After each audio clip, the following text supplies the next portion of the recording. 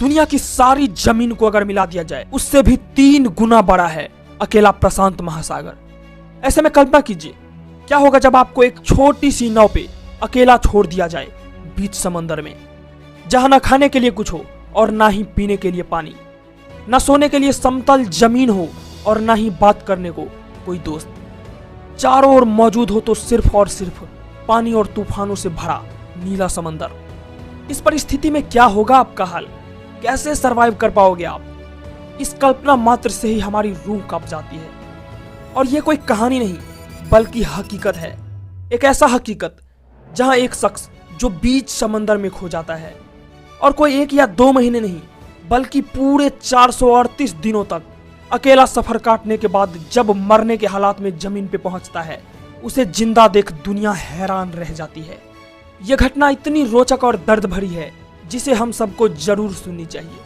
दोस्तों, ये कहानी है जोस सल्वाडोर अल्वारेंगा की, जिन्होंने ना चाहते हुए भी दुनिया में एक ऐसी रिकॉर्ड खड़ी कर दी जिसे तोड़ना शायद हम इंसानों की बस की बात नहीं। लेकिन कौन है सल्वाडोर अल्वारेंगा, आखिर क्या है उसकी कहानी? चलिए देखते हैं उसकी इस दर्द भरी गाथा को। It's the kind of unbelievable story they make movies about. A man, Salvador Alvarenga, और ये कहानी है जो सल्वाडोर अल्वारेंगा की। This is the longest survivor at sea. कहानी की शुरुआत होती है मैक्सिको से, तारीख 17 नवंबर 2012। जोस सल्वाडोर अल्वारेंगा, जो कि पेशे से मछुआरा है, उसने डिसाइड किया कि वो हमेशा की तरह आज गहरी समुद्र में जाएंगे और ढेर सारी मछलियां पकड़ेंगे। और फिर क्या, इस काम को करने के लिए वो अपने दोस्त कोर्डोवा को साथ लिया और एक छोटी सी नाव पे निकल पड़ा समुद्र की ओर। इस 7 मीटर की नाव में चलने के लिए एक मोटर लगी थी और एक आइस बॉक्स थी जिसमें कि मछली रखा जा सके। दोनों को उम्मीद थी कि इस 30 घंटे की शिफ्ट में शार्क, मर्लिन और सेलफिश जैसी ढेर सारी मछलियां पकड़ेंगे। पर उनको क्या पता था कि ये छोटा सा 30 घंटे का सफर उनकी जिंदगी की सबसे बड़ी जंग को जन्म देने जा रही है। पैसे के लालच में अधिक से अधिक मछली पकड़ने के लिए दोनों जोश ही जोश में जमीन से 120 किलोमीटर अंदर घुस गया और करीब 500 केजी मछली पकड़ा। इसी क्रम में दोनों देखा कि मौसम तेजी से बिगड़ रहा है और हवा तेज चलने लग रही है, जो कि तूफान आने का साफ संकेत दे रही है। इसे देख दोनों फौरन अपनी नाव को वापस मोड़ा और भागा अपने घर की ओर। लेकिन पानी से भरे दूर समंदर में तूफानों से कैसे बच पाता? आखिरकार वे दोनों तूफान के चपेट में आ ही गया। पर फिर भी दोनों किसी तरह तूफानों से लड़ते हुए भाग रहा था जमीन की ओर। करीब 6 घंटे तक नाव को भगाने के बाद उसे जमीन दिखने लगी, जो अभी भी उनसे करीब 24 किलोमीटर दूर थी। इस समय उनको लगने लगा कि वे दोनों अब सही सलामत घर पहुंच जाएंगे। और इतने में ही बोट में लगी मोटर खराब हो गई और पूरे boat he out of control हो गई। कारण किनारे के विपरीत चल रही हवा नाव को अब तेजी से धकेलने लगी बीच समुद्र की ओर। इस दौरान उन्होंने रेडियो सिग्नल के थ्रू अपने बॉस से कांटेक्ट करने की कोशिश भी की, लेकिन उसकी भी बैटरी डाउन हो गई। इस समय मंजिल के पास आकर भी वे दोनों लाचार था। जमीन और पहाड़ पास ही था, पर लगातार आंखों से ओझल होता जा रहा था और वो दोनों कुछ नहीं कर पा रहा। सोचिए उसे कैसा लग रहा होगा उस समय और उनकी क्या दशा हो रही होगी। करीब 4 दिनों तक उनके बॉस द्वारा उसे ढूंढने के लिए समुद्र में सर्च टीम भेजी गई, लेकिन दोनों का कुछ पता नहीं चला। अब सबने मान लिया कि वे दोनों तूफानों के चपेट में मारा गया, जिसे ढूंढने का अब कोई फायदा नहीं। करीब 5 दिनों तक बहते हुए उसकी नाव जमीन से करीब 450 किलोमीटर दूर निकल चुकी थी। चारों ओर नजर आ रहा था तो सिर्फ और सिर्फ पानी से भरा समंदर। इतनी बड़ी विशाल समुद्र में उनकी नाव एक बिंदु के बराबर थी, जिसे दूर से भी देख पाना संभव नहीं था। ऐसे में उनके पास कोई डिवाइस भी नहीं थी जिससे वो अपने लोकेशन का सिग्नल भेज सके। अब उनके पास खाने पीने का भी सारा सामान खत्म हो चुका था। मजबूरी में वे दोनों कच्ची मछली, समुद्री पक्षी और कछुआ खाना शुरू कर दिया। अपनी प्यास बुझाने के लिए वो इस हद तक मजबूर हो चुके थे कि उन्हें कछुए का खून और यहाँ तक कि खुद का यूरिन पीना पड़ा। इस दौरान अगर बारिश होती तो उन्हें साफ पानी पीने को मिलता, but most of the time वे दोनों मछली और कछुए के खून के सहारे ही जी रहा था। इस वक्त उसे अगर समुद्र में तैरने वाली बोतल या कोई खाने की चीज भी मिल जाती, उसे भी वो रख लेते थे। ऐसे में समस्या ये भी था कि नाव में सोने के लिए समतल जमीन तक नहीं था। लेकिन वो करे तो करे क्या, हर चीज की एक लिमिट होती है। आखिर कितने दिनों तक ऐसे जीवित रहता दोनों? जिंदगी की जंग में लड़ते हुए किसी तरह 4 महीने बीत गई, लेकिन अभी भी दूर दूर तक जमीन का नामो निशान तक नहीं दिख रहा। लेकिन फिर भी इतनी मुश्किलों का सामना करते हुए किसी तरह जी रहा था दोनों। लेकिन कब तक, आखिर कितना बर्दाश्त करे। लगभग 4 महीने तक ऐसे ही जीने के बाद सिचुएशन को देखते हुए दोनों को डर सताने लगा कि अब वो दोबारा कभी भी घर नहीं जा सकता। शायद यही उनकी जिंदगी है। इसी बीच जोस सल्वाडोर का दोस्त कोर्डोबा बीमार भी पड़ने लगा। घर जाने की उसी नाउम्मीद के बीच कोर्डोबा कच्चा खाना पीना और अपने हालात से तंग आ चुका था, कारण उसने खाना पीना भी बंद कर दिया। फलस्वरूप बीमार अवस्था में खाना पीना न खाने से भूखमरी के कारण कोर्डोबा की मौत हो गई। अब जोस के ऊपर दुखों का पहाड़ टूट पड़ा, क्योंकि इतने बड़े समुद्र के बीच उनसे बात करने तक वो अब कोई नहीं बचा।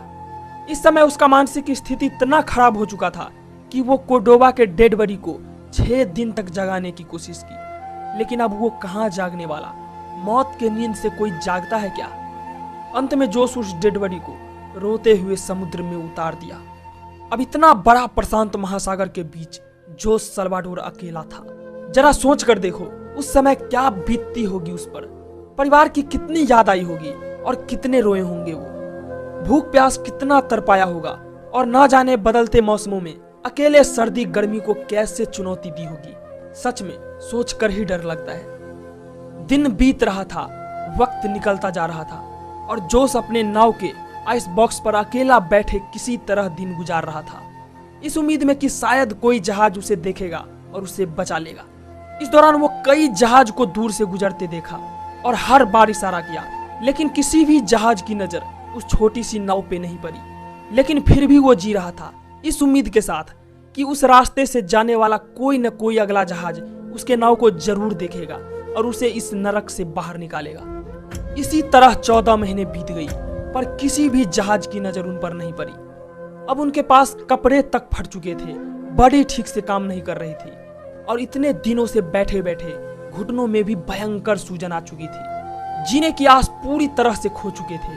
करीब 400 दिनों तक समुद्र में उसी नाव पे बिताने के बाद एक बहुत बड़ा चमत्कार होता है। वो देखता है कि इतने बड़े समुद्र के बीच पक्षियों का झुंड उड़ रहा है। वो समझ गया कि आसपास जरूर कोई ना कोई आइलैंड है। उसे एक बहुत बड़ी उम्मीद की किरण दिखी और वो पक्षियों के उड़ने की दिशा को ऑब्जर्व करके उसकी ओर बढ़ना शुरू कर दिया। और कुछ ही दिनों बाद वो दूर से देखता है कि सामने पेड़ पौधे से भरा एक आइलैंड खड़ा है। इतने दिनों के बाद जमीन को देख वो जल्दी जल्दी नाव को बढ़ाने लगा और उस आइलैंड तक पहुंच गया। वो आइलैंड और कोई नहीं बल्कि प्रशांत महासागर के ठीक बीच स्थित मार्शल आइलैंड है, जिसका पॉपुलेशन आज करीब 42,000 है। दोस्तों, इस समय वो यहाँ पे था। अगर वो यहाँ नहीं उतर पाता तो आगे का सफर पूरा करने में उसे और करीब 250 दिनों का वक्त लग जाता। पूरे 409 दिनों तक पानी में रहने के बाद वो जमीन पे पैर दे रहा था और फाइनली 30 जनवरी 2014 को वो उस आइलैंड पे उतर गया। वहां के लोग उसे जब इस हालात में देखा और उनसे इस घटना के बारे में जाना तो वो लोग शॉक हो गए। फौरन उनका पहले तो इलाज शुरू किया गया और तुरंत मार्शल आइलैंड पे स्थित अमेरिका के राजदूत टॉम आर्मबस्टर को इस घटना के बारे में जानकारी दी गई। वो भी जोश से मिलकर पूरी तरह हैरान थे, क्योंकि इतने दिनों तक इस हालात में कोई कैसे जीवित रह सकता है। परिवार से मिलने की बेचैनी में उसे तुरंत मैक्सिको भेज दिया गया। इस यात्रा में करीब 10,000 किलोमीटर की दूरी तय कर टोटल 438 दिनों के बाद जोस सल्वाडोर अपने घर पहुंचा और जाने अनजाने में एक ऐसा रिकॉर्ड बना दिया जिसे कोई भी नहीं तोड़ना चाहेगा। उसके फैमिली ने तो बहुत पहले ही मान लिया था कि जोस मर चुके हैं, लेकिन उसे जिंदा पाकर वे लोग खुशी से फूले नहीं समा रहे थे, क्योंकि जोस को मिली एक नई जिंदगी के साथ उनकी फैमिली फिर से कंप्लीट हो गई। बाद में कोर्डोबा के फैमिली की तरफ से उन पर मुकदमा भी चलाया गया कि जोस अपने दोस्त कोर्डोबा के डेड बॉडी को खा गया, लेकिन कोर्ट ने इस एलिगेशन को डिसमिस कर दिया। तो दोस्तों, ये थी जोस सल्वाडोर अल्वरंगा के जिंदगी में बीती एक सच्ची घटना। दोस्तों, इस कहानी से ये सीख मिलती है कि हमें जिंदगी में कभी भी किसी भी कीमत पे हार नहीं माननी चाहिए, चाहे फिर सामने चुनौती कितना भी कठिन क्यों ना हो। आई होप हमेशा की तरह आपको ये इन्फॉर्मेटिव वीडियो पसंद आई होगी। अगर आपको मेरा काम पसंद आ रहा हो तो प्लीज वीडियो को लाइक और चैनल को सब्सक्राइब जरूर करें, ताकि फ्यूचर में मेरी इसी तरह की आने वाली इंटरेस्टिंग वीडियो आपसे मिस ना हो सके। बहुत बहुत धन्यवाद।